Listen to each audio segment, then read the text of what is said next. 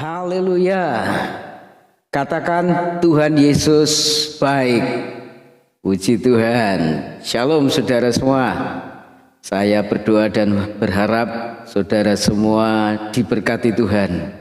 Saat ini dalam keadaan sehat, dalam keadaan yang baik. Amin. Haleluya. Baik saudara, sebelum kita merenungkan firman Tuhan, mari kita menghampiri hadirat Tuhan, tahta Tuhan dengan pujian pengagungan. Katakan dengan segenap hati, dengan segenap jiwa, kami datang ke hadirat-Mu Tuhan untuk memuji dan menyembah Engkau. Haleluya.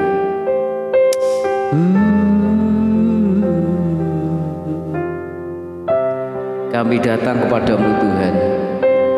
Kami naikkan pujian pengagungan kami kepadamu dengan segenap hati kami, dengan segenap jiwa kami.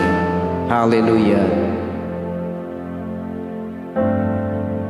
Dengan segenap hati, dengan segenap jiwa, dengan kekuatanku, ku sembah Kau Tuhan. Dalam kekudusan-Mu ku angkat tanganku,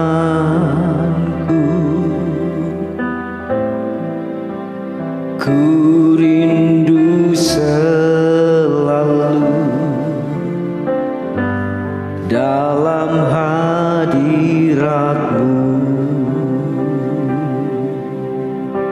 Katakan lagi. Dengan segenap hati,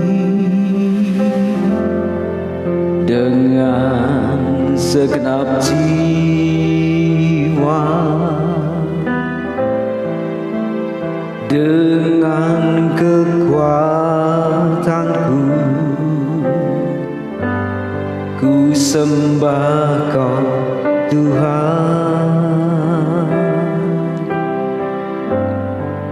Dalam kekudusan-Mu ku angkat tanganku. Katakan ku rindu selalu dalam hadirat-Mu.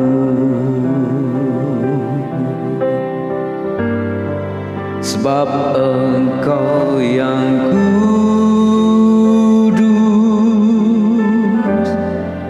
Anak domba Allah, darah-Mu tercurah di atas Kalvari. Sebab Engkau yang layak terima pujian,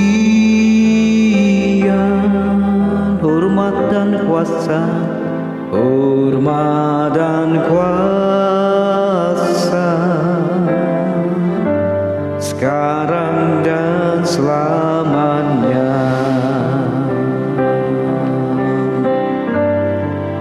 Sebab Engkau yang kudus, Anak domba Allah, Anak domba Allah, darah-Mu tercurah, darah-Mu tercurah di atas Kalvari. Sebab Engkau yang layak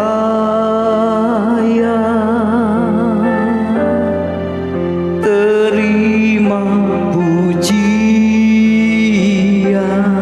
hormat kuasa, hormat dan kuasa, sekarang dan selamanya. Tuhan Allah Bapa yang kami muliakan di dalam Yesus Kristus, terima kasih buat anugerah-Mu. Sampai hari ini kami terpelihara dengan baik oleh karena kasih-Mu Tuhan. Kami percaya rancangan Tuhan adalah rancangan yang baik buat setiap kami, dan Engkau juga yang akan terus menyertai membimbing kami sampai kami mencapai pertumbuhan iman yang penuh, orang-orang yang dewasa di dalam Tuhan, dewasa dalam iman, dewasa secara rohani. Biarlah Tuhan Kau berikan hikmat kepada kami semua supaya kami mengerti firman-Mu dan kami menghidupinya. Kami berdoa di dalam nama Tuhan Yesus Kristus. Haleluya, haleluya, amin. Baik Bapak Ibu Saudara yang dikasihi Tuhan, demikian juga yang saat ini dalam keadaan yang berat, dalam kondisi sakit, percayalah bahwa Tuhan itu baik pada kita semua dan Tuhan akan menolong kita.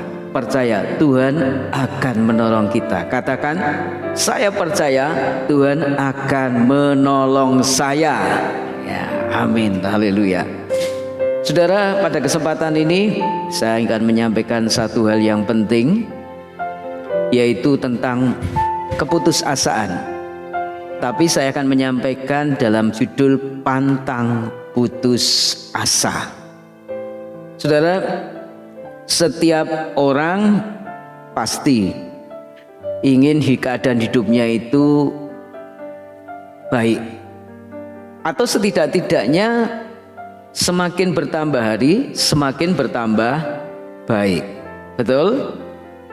Tidak ada seorang pun yang ingin hidupnya itu susah terus, menderita terus, ya, atau ya dalam keadaan terpuruk terus, sakit terus, ya, pasti tidak ingin. Kita ingin kehidupan kita tambah hari tambah baik, tambah hari tambah manis, tambah hari tambah indah. Nah, sudah dikasih Tuhan, untuk itu setiap orang haruslah berusaha untuk berbenah diri dari kekurangan, dari kelemahan, dari kesalahan. Saudara, harus kita ingat bahwa keadaan yang tidak baik, keadaan yang buruk yang dialami seseorang itu terjadi bisa karena kesalahan yang pernah dia buat, bisa juga karena kekurangannya, kelemahannya, sehingga akhirnya menyebabkan dia hidup dalam keadaan yang buruk. Nah, saudara, karena itu kita saat ini minta hikmat Tuhan supaya mengerti apa yang perlu kita benahi dari diri kita. Tetapi ada satu hal juga yang penting buat kita, yaitu apa? Minta hikmat Tuhan untuk mengerti sesungguhnya keadaan yang kita rasakan tidak baik, keadaan yang kita rasakan buruk, itu dari sudut pandang Tuhan itu keadaan yang seperti apa. Saudara, ada cukup banyak orang yang tidak benar-benar mengerti keadaannya, sehingga akhirnya dia memiliki persepsi yang keliru. Dia mengira bahwa Allah itu telah berbuat jahat kepada dia, Allah itu berbuat tidak adil kepada dia. Nah, apakah demikian? Nah, saudara, karena itu mari kita akan perhatikan firman Tuhan. Kalau kita sudah ngerti dengan benar apa yang sesungguhnya terjadi dengan kehidupan kita, dengan situasi hidup kita sekarang ini, keadaan yang kita katakan tidak baik sekarang ini, kalau kita sudah tahu dengan benar, ya, maka saya percaya ada satu pengharapan. Kita melihat satu pengharapan, kita melihat ke depan itu baik, ya bahkan kita bersyukur. Kita tidak lagi menuduh Tuhan yang tidak, ya tidak menyalahkan situasi, tidak menyalahkan orang lain. Tapi kita akan menjadi orang yang tegar dan bangkit menghadapi situasi sulit kita dan tampil sebagai orang yang berpengharapan. Inilah yang saya rindukan. Nah saudara, untuk itu mari kita membaca firman Tuhan dari Roma 8 ayat 28. Di dalam firman Tuhan dikatakan demikian, kita tahu sekarang, ya mungkin dulu kita tidak tahu, tapi sekarang tahu. Ini harapan saya. Atau kita sebenarnya sudah tahu, tapi pura-pura tidak tahu. Ya. Kita tahu sekarang, harus tahu. Ini penting buat kita. Apa yang firman Tuhan katakan? Bahwa Allah turut bekerja dalam segala sesuatu untuk mendatangkan kebaikan. Untuk mendatangkan kebaikan. Ya, sampai di sini saja dulu. Nah, saudara, Roma 8 ayat 28 ini menjelaskan kepada kita, saudara. Yang pertama, Allah itu selalu bekerja. Allah tidak pernah berhenti bekerja. Allah tidak pernah beristirahat, libur dari pekerjaan atau tidur. Tidak demikian.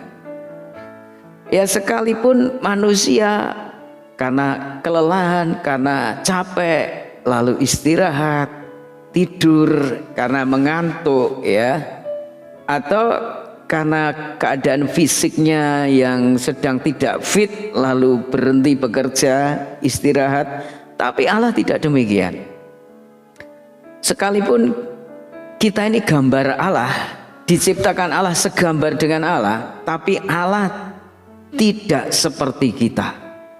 Allah itu roh, Allah itu maha kuasa.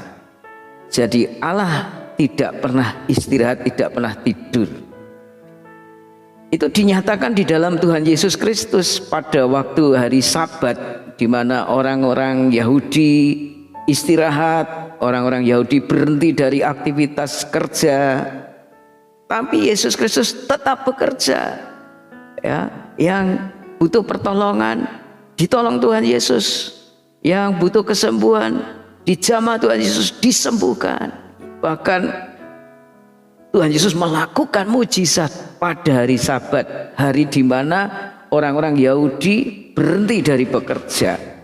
Hal mana itu menyebabkan pemimpin-pemimpin Yahudi, pemimpin-pemimpin agama menjadi gusar, menjadi marah kepada Tuhan Yesus. Tapi apa jawabnya? Allah bekerja, Bapakku bekerja sampai sekarang, aku pun juga bekerja. Jadi kita harus percaya yang pertama apa? Allah selalu bekerja, tidak pernah berhenti, tidak pernah beristirahat. Dalam Roma 8 ayat 28 ini kita juga dapatkan hal yang kedua, dalam situasi apapun, situasi baik ataupun situasi buruk, Allah tetap bekerja. Artinya apa? Tidak ada satu perkara pun, satu situasi pun yang menyebabkan Allah berhenti bekerja. Dalam situasi seburuk apapun Allah tetap bekerja, ya. Beda dengan manusia. Kita niatnya kerja, ya, tapi karena situasinya tidak memungkinkan untuk bekerja, kita lalu berhenti bekerja. Satu misal, kita sudah rencanakan, ya, nanti kita akan pergi ke tempat kerja, tapi tiba-tiba cuaca mendung, turun hujan lebat. Kalau hanya sekedar hujan air saja, orang masih tetap bisa berangkat kerja menggunakan jas hujan atau perlindungan, ya, supaya tidak basah. Tapi kalau kemudian ada angin yang besar, ada badai yang besar, masa ia mau nekat, ya? Pasti akan mengurungkan niatnya untuk berangkat kerja. Wes dah apa-apa, istirahat dulu, situasinya tidak memungkinkan untuk pergi ke tempat kerja. akhirnya di rumah istirahat, mungkin tidur saja, santai-santai saja ya. Atau sudah merencanakan bekerja, tapi tiba-tiba badan terasa tidak enak, gergesi, sakit. Akhirnya apa? Tidak jadi berangkat kerja. Itu kalau manusia ada hal-hal, ada situasi yang menyebabkan tidak jadi kerja atau berhenti bekerja. Tetapi Allah tidak demikian, saudaraku. Sekalipun ada badai yang besar ya, seperti dialami murid-murid Yesus ketika bersama Tuhan Yesus naik perahu, kemudian ada badai yang besar ya, mereka sudah ketakutan, mereka sudah putus asa. Tapi di dalam Yesus, melalui Yesus Kristus, Allah bekerja. Tenang ya, tenang. Akhirnya badai, angin ribut menjadi tenang ya. Jadi Allah tetap bekerja dalam situasi apapun, situasi baik, situasi buruk, Allah tetap bekerja. Amin ya. Dan apa yang dikerjakan Allah? Ini yang ketiga, saudara. Apa yang dikerjakan Allah? Allah itu baik. Allah itu kudus. Di dalam diri Allah itu tidak ada sedikit pun niat jahat ya. Dan karena itu apa yang dikerjakan Allah selalu baik. Tidak ada satu hal pun yang dikerjakan Allah itu jahat, jelek. Tidak demikian. Kita ingat, saudara, dalam penciptaan, dalam kitab Kejadian, apa yang dikerjakan Allah selalu baik ya, dikatakan baik, bahkan sangat baik. Haleluya, saudara. Itulah yang dikerjakan Allah. Jadi kalau kemudian kita merasakan ada sesuatu yang tidak baik dengan diri kita, situasi hidup kita, kita jangan katakan Allah itu telah berbuat jahat kepada kita. Jangan katakan, minta ampun pada Tuhan kalau kita pernah mengatakan seperti itu. Nah, saudaraku, hal ini dikuatkan lagi dengan apa yang dituliskan oleh Rasul Yakobus dalam surat Yakobus pasal yang pertama ayat ke-17. Dikatakan, setiap pemberian yang baik, perhatikan ini, setiap pemberian yang baik dan setiap anugerah yang sempurna datangnya dari atas. Dari atas, dari siapa? Diturunkan dari Bapa segala terang.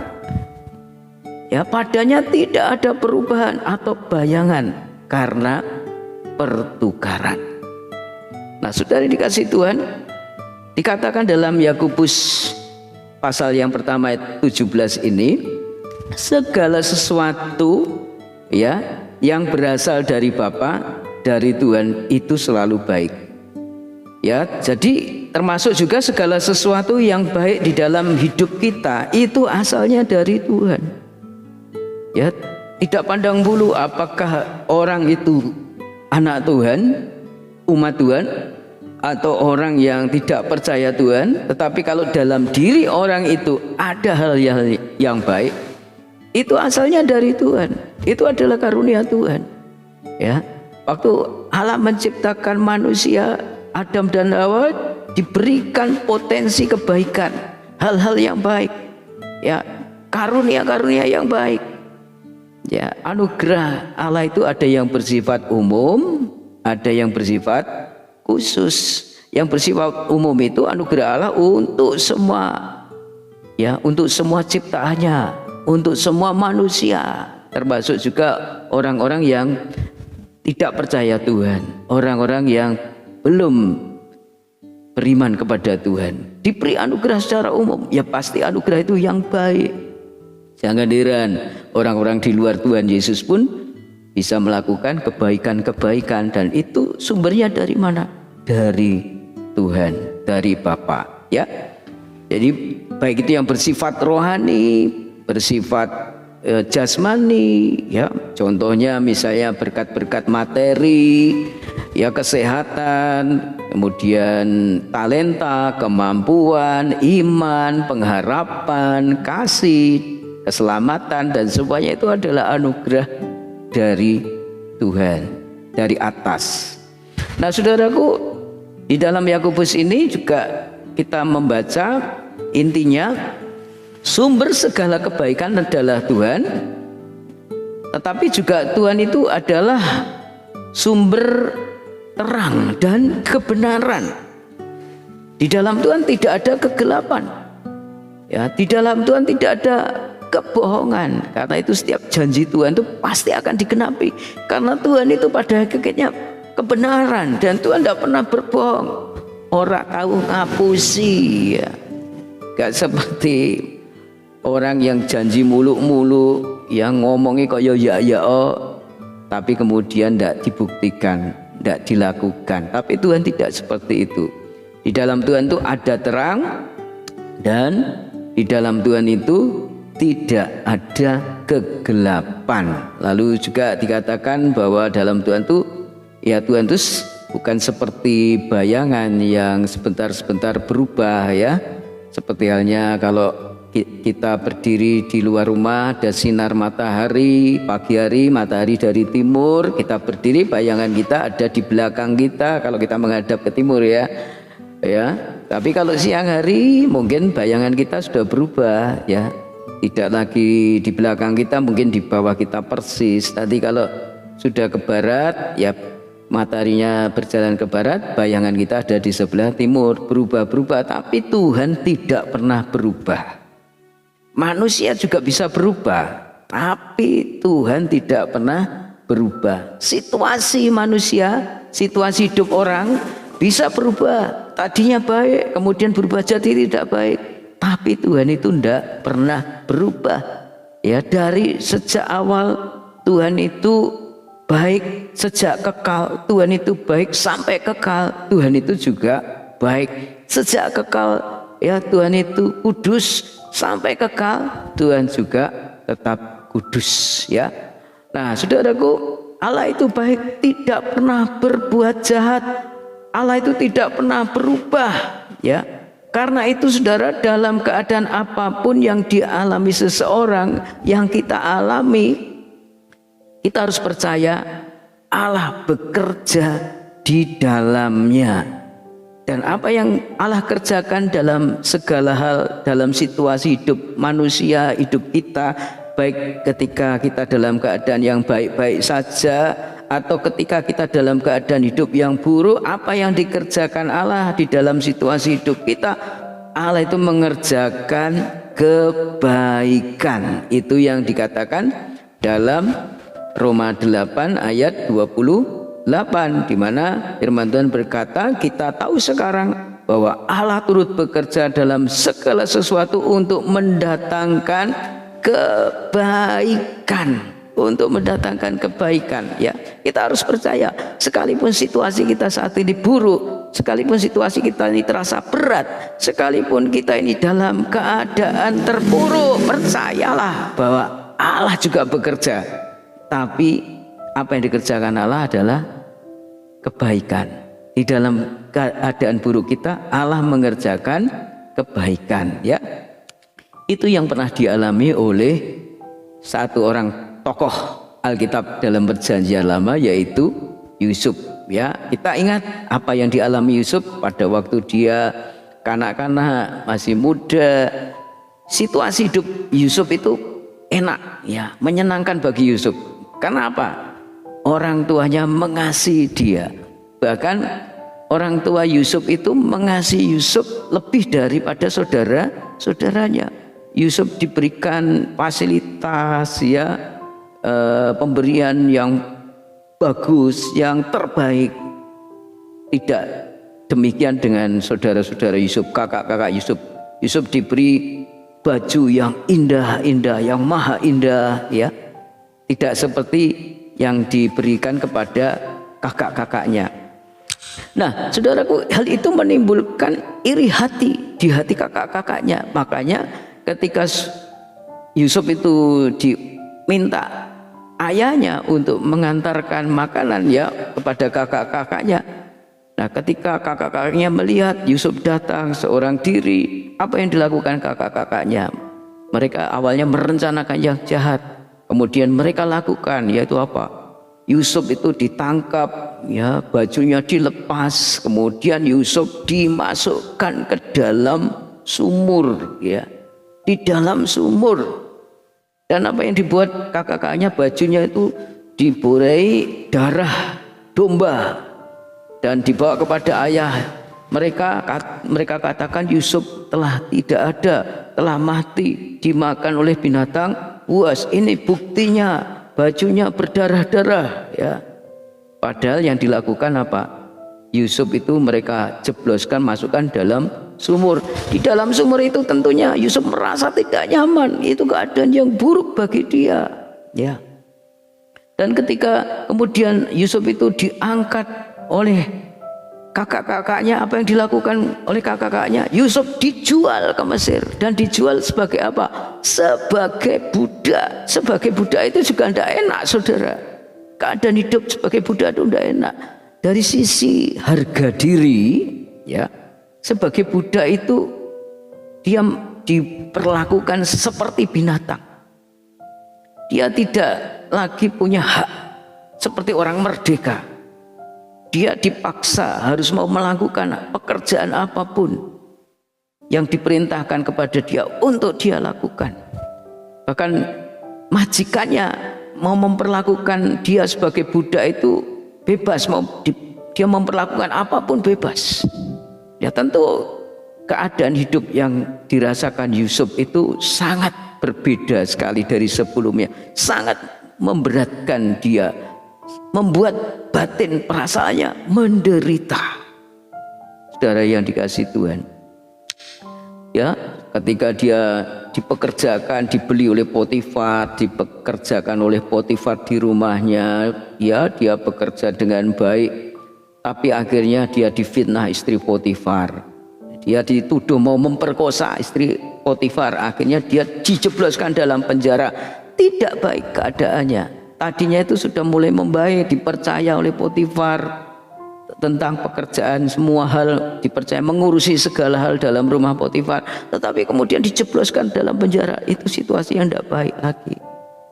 Dan kemudian di dalam penjara pun, saudara, akhirnya ya dia kenal dengan orang-orang, sama-sama tahanan, ya. Kemudian dia bisa mengartikan mimpi temannya yang di penjara. Yang satu bermimpi dan ditafsirkan bahwa akan bebas, ya, akan diangkat oleh pemimpin negeri itu jadi orang yang, ya, punya kedudukan gitu. Tapi yang saat lainnya bermimpi dan diramal Yusuf, diartikan oleh Yusuf, dia akan dihukum mati, dan itu pun terjadi. Dan akhirnya ketika Raja Firaun sendiri bermimpi, dia tidak tahu artinya, lalu kepada Firaun diberitahukan oleh orang yang pernah mimpinya itu ditafsirkan oleh Yusuf dan betul-betul terjadi. Maka Yusuf diminta Firaun juga untuk mengartikan arti mimpi Firaun.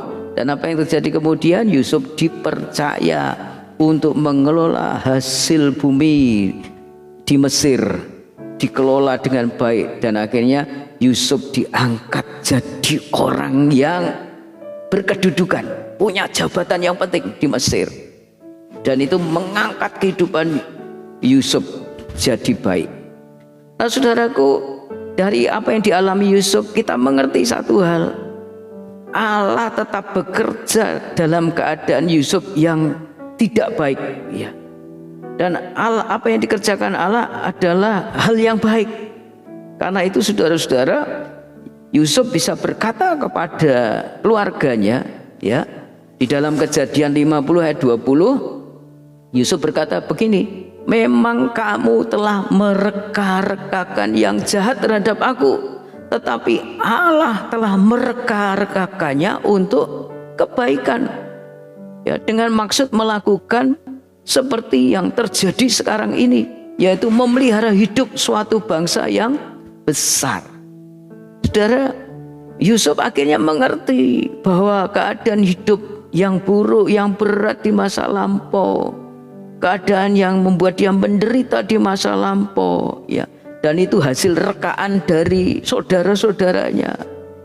Tapi Allah bekerja, ya dalam situasi buruk Yusuf itu mereka-rekakannya untuk kebaikan Yusuf. Jadi dengan kata lain begini saudara, Allah itu memproses umatnya, termasuk kita, memproses kita supaya kita menjadi orang yang lebih baik lagi, supaya kedepannya kita menjadi orang yang berhasil. Allah bekerja melalui apa? Memproses kita melalui apa? Melalui situasi hidup kita yang berat, situasi hidup kita yang terasa pahit, yang membuat kita menderita. Allah dalam situasi itu bekerja ya, melakukan kebaikan ya. Saudaraku, di dalam keadaan yang berat hidup kita, Allah sedang mengerjakan apa? Kesabaran ya di dalam diri kita. Allah melatih kita mengerjakan apa? Ketabahan, supaya kita bisa menjadi orang yang tabah. Dikerjakan oleh Allah sesuatu yang membuat kita ulet.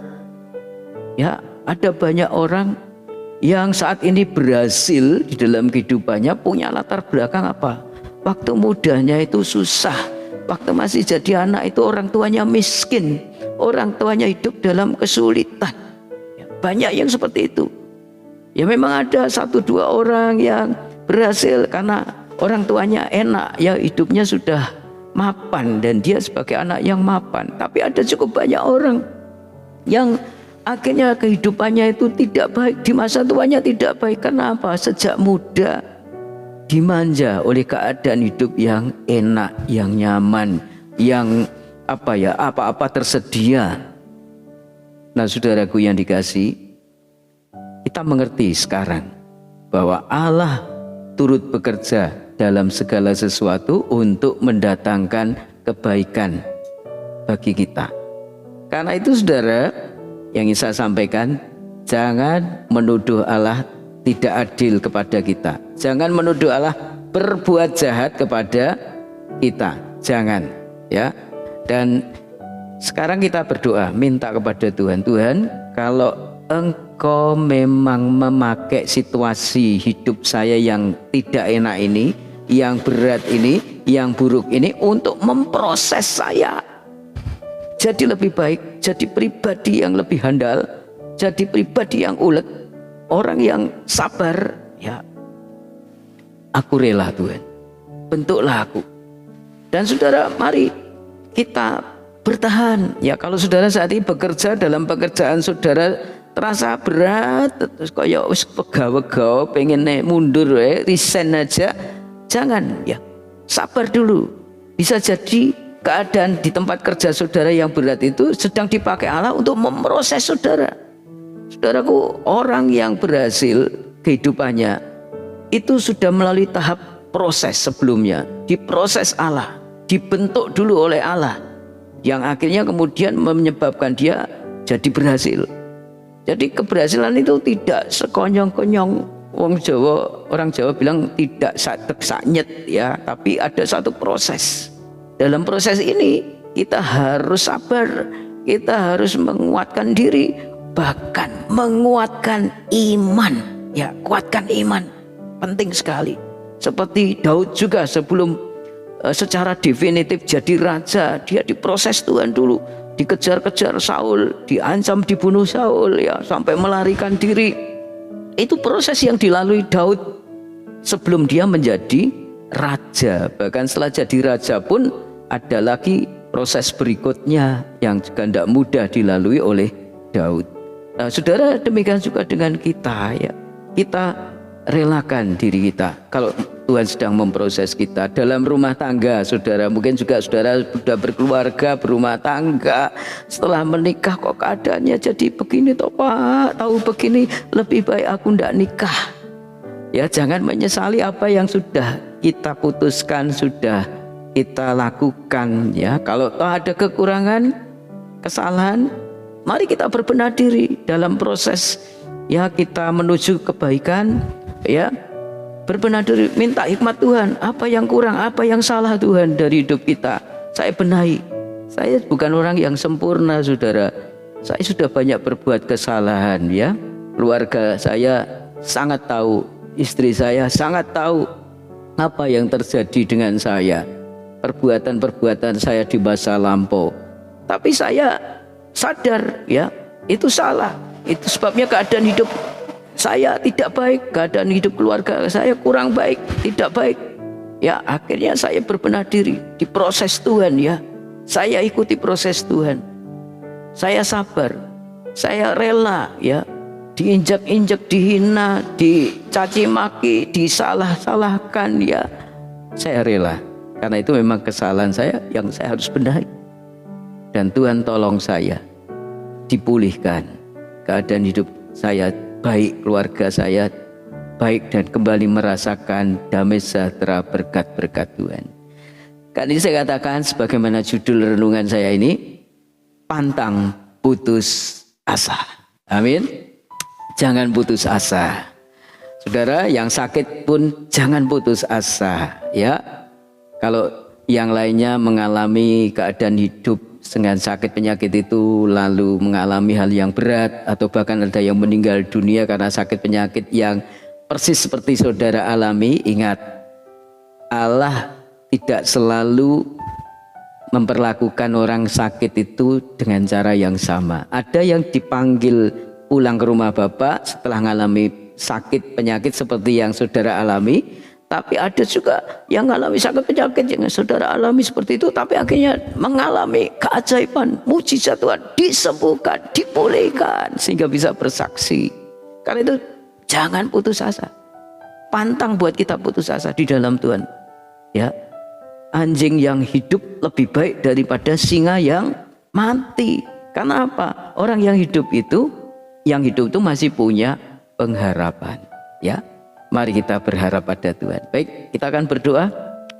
Bagi Bapak Ibu Saudara yang setelah mendengar ini, mengikuti konten ini, saudara ada keperluan untuk didoakan. Bila saudara tidak keberatan, silahkan saudara menuliskan ya di komen di bawah apa yang perlu didoakan. Kalau saudara setelah berdoa bersama ada mujizat kesembuhan, tuliskan juga, bersaksilah sedikit ya, bahwa Tuhan sudah menolong saudara, ada keajaiban, ada kesembuhan, ada jalan keluar, solusi ya, ada apalah ya yang saudara bisa saksikan ya untuk bersyukur kepada Tuhan. Bisa juga saudara menghubungi kontak person saya lewat WhatsApp atau yang lainnya. Ada juga di Facebook, ada di Instagram, IG Samuel Rep ya, Samuel Rusiko Prasetyo, itu nama saya. Baik, terima kasih.